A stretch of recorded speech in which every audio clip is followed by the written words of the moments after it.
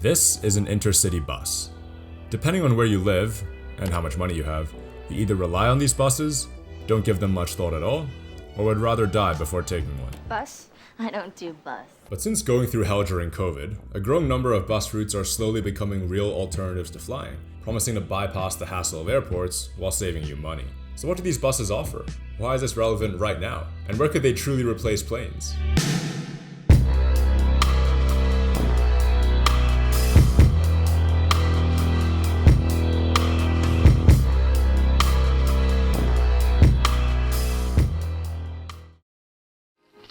You boys like traveling? Yeah, especially this way. You can see a lot. You can always catch a bus. So I noticed. In North America, to say that the industry has seen better days would be quite an understatement. Greyhounds run in every one of the 48 states now.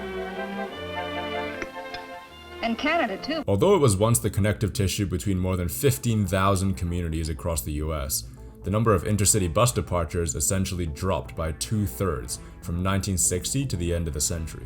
Ridership dropped from 140 million to some 40 million over the same time period. There were two macro drivers behind this decline: airline deregulation bringing the cost of flying down significantly, and car ownership continuing to rise.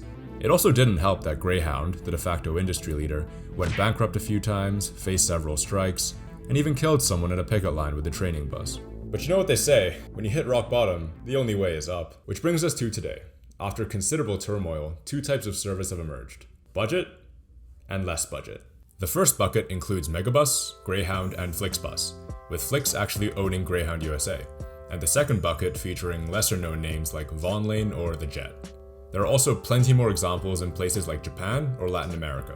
The likes of Megabus and Flixbus frame themselves as for everyone, touting an affordable, no-frill service.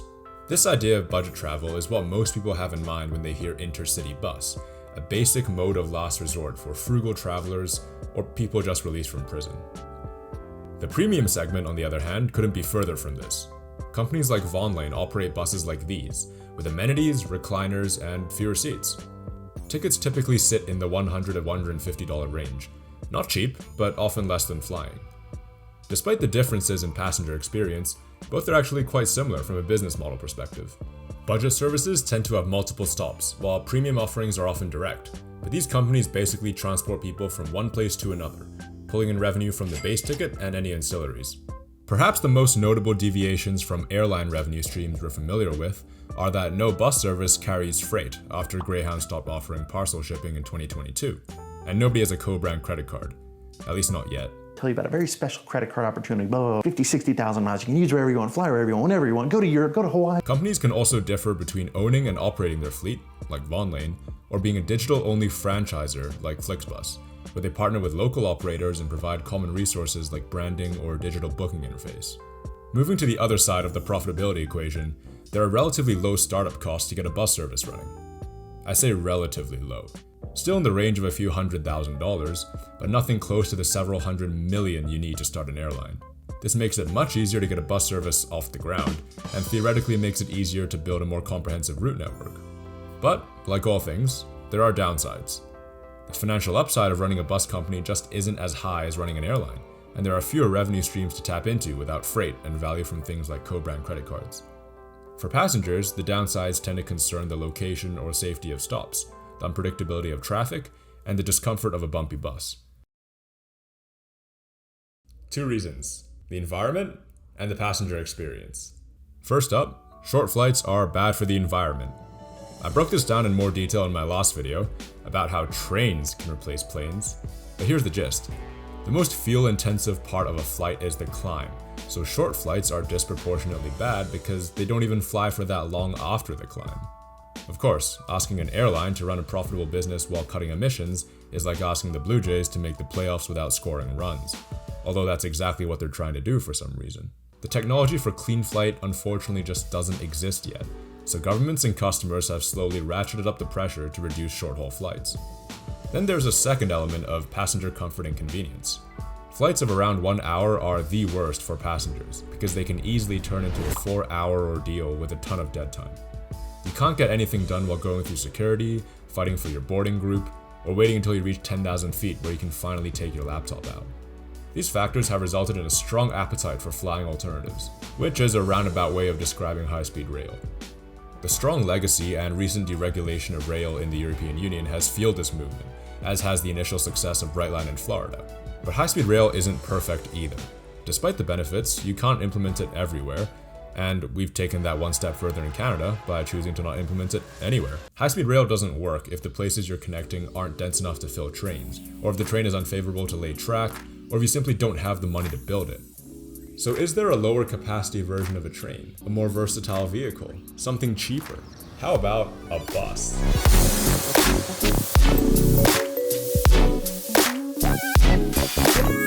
The new buses, which cruise at speeds of up to 165 miles per hour, will save more than $17 billion.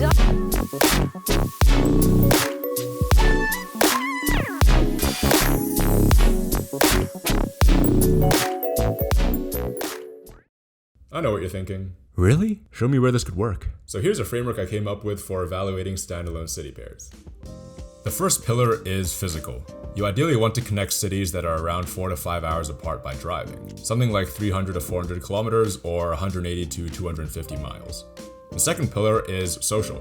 There needs to be a critical mass of people traveling between these two places. This doesn't mean that both locations need to have huge populations, but there needs to be some form of social link. And the third pillar looks at how attractive the alternatives are to taking a bus. Alternatives basically meaning flying, driving, or the train. Put another way, will people want to take the bus? We've talked about how flying features immense dead time with commutes, security, and just waiting around in general. Metro areas with poor connectivity to airports are therefore prime candidates, as are airports that aren't well served by airlines once you get there. That's the framework, and there are already plenty of examples to examine in the US and around the world. I'll talk about 3 companies here: the Jet, Napaway, and Vonlane.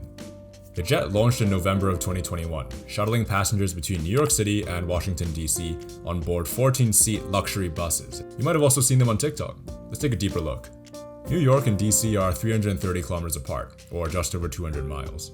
They're primarily connected by Interstate 95, which I suppose is good enough, despite part of it literally collapsing a few months ago.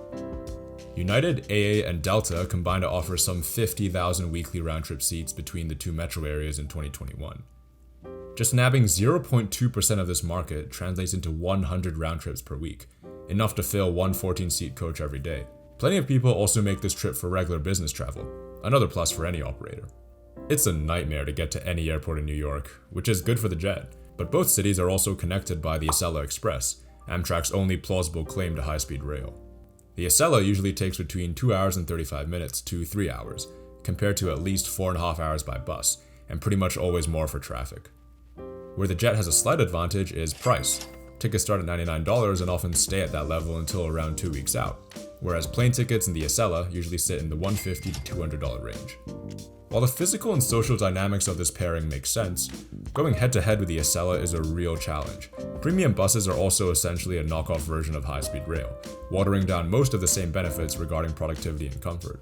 That said, the Jet hasn't even hit their second birthday yet, and has plenty of time to prove themselves. Napaway is a sleeper service, boasting some impressive seats that give passengers a fully lie-flat bed for the 10+ hours between Washington, D.C. and Nashville. They launched in early 2022, but interestingly paused scheduled service in June of 2023 as part of preparations for a major expansion. Nashville and DC are close to 1,100 kilometers apart, or just over 660 miles. That translates into a 10-hour drive that's only longer by bus, pushing up against the limit of a suitable distance. Maybe someone in the comments can enlighten me a bit, because I couldn't find much on the specific link between DC and Nashville. The latter is undoubtedly a popular destination, but DC itself doesn't even crack the top 10 out-of-state feeder cities for Nashville. So a bit confusing. Since a direct flight between DC and Nashville doesn't even crack 2 hours, the sleeper aspect of Napaway becomes critical in justifying a bus journey that's over 10 hours long. The entire value prop falls on the ability to get a full night's rest and begin your day at your destination, as opposed to waking up extra early to catch a 6 a.m. flight. That being said, I'm not entirely convinced that this is good enough. For those who don't absolutely have to arrive at their destination early in the morning, i.e. business travelers, flying might just be too quick a proposition, even with all that dead time.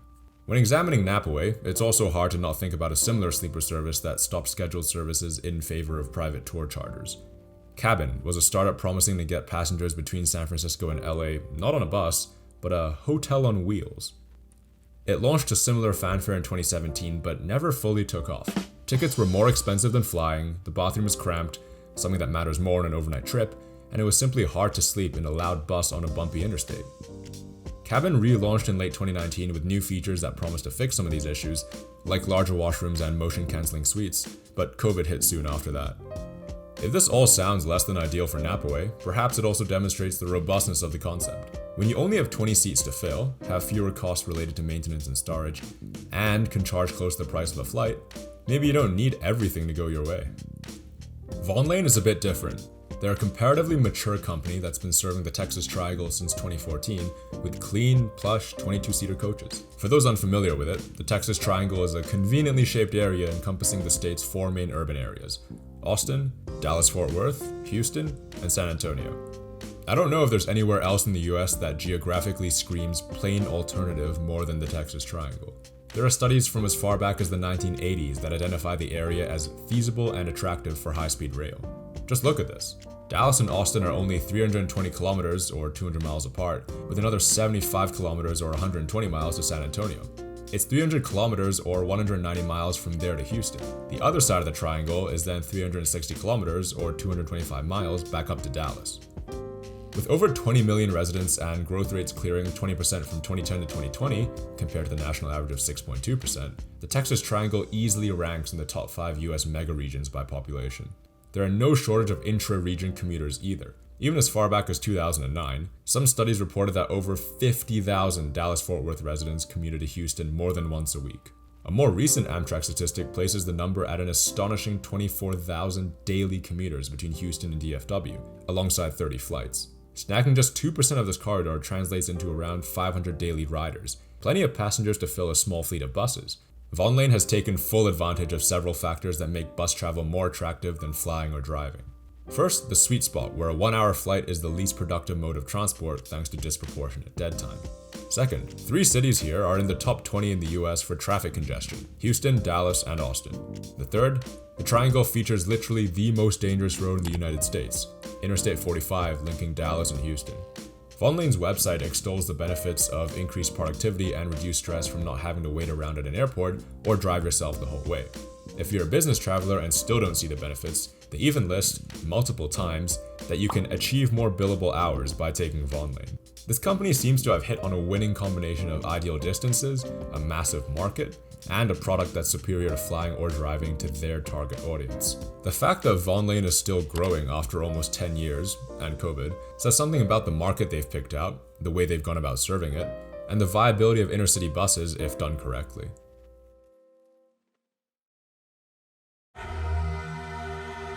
But perhaps the strongest recognition of this concept is how some airlines have literally replaced flights with buses. In 2022, American Airlines infamously replaced planes with buses on several regional routes from Philadelphia International Airport.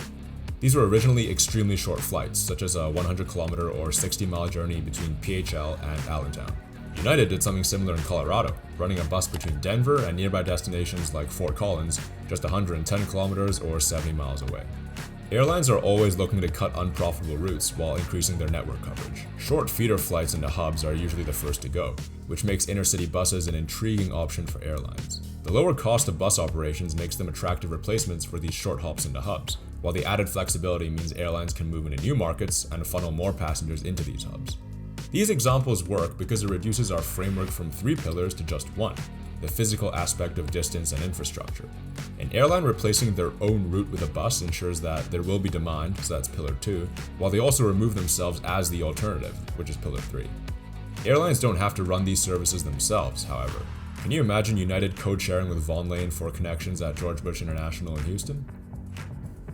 We've only talked about the US so far, but intercity buses serve as legitimate alternatives to flying in many other countries. Mexico is a great example, boasting a robust network of intercity buses catering to different price points. Executive buses feature all the frills of premium services like the jet that we discussed earlier, while first and second class buses offer fewer frills respectively. The seats are so comfy. Foot area that goes down like this. I honestly think this is a better option than flying, because you don't even miss out on much time at all. It's cheaper, and you get to sleep the entire way there. Routes like Mexico City to Oaxaca are perfectly viable by bus, being doubly attractive for tourists looking to avoid the confusion of airports in a foreign country. Note that the legacy of buses in Mexico dates back to before the 1950s, so this isn't necessarily a case of buses replacing flying. Rather, it shows how buses can be relevant on routes that may seem like no-brainers for flights. So can buses actually replace planes? For every hypothetical route, it comes down to one question. How many people will switch from flying?